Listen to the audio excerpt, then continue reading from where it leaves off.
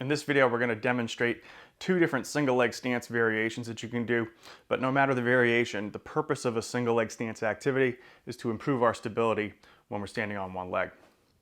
So the most simple single leg stance variation is simply to bend one knee while we stand on the other leg. And now there's a couple of alignment things that you want to keep in mind when you're doing a single leg stance.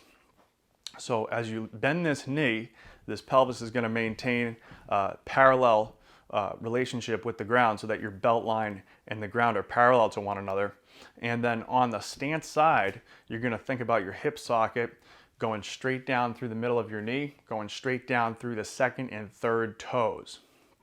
Then talking about the foot, you're going to feel the ball of the foot under your big toe, the ball of your foot under your little toe, and also your heel as 3 points of contact on your foot.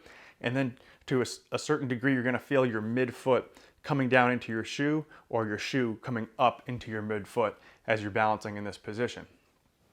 So now to make this a little bit more challenging, we can not only bend the knee of the side that's coming off the ground, but also the hip. And so as we do that, we establish our alignment on the stance side. We bend that knee, and then we're lifting the knee up so that we're also bending here at the hip.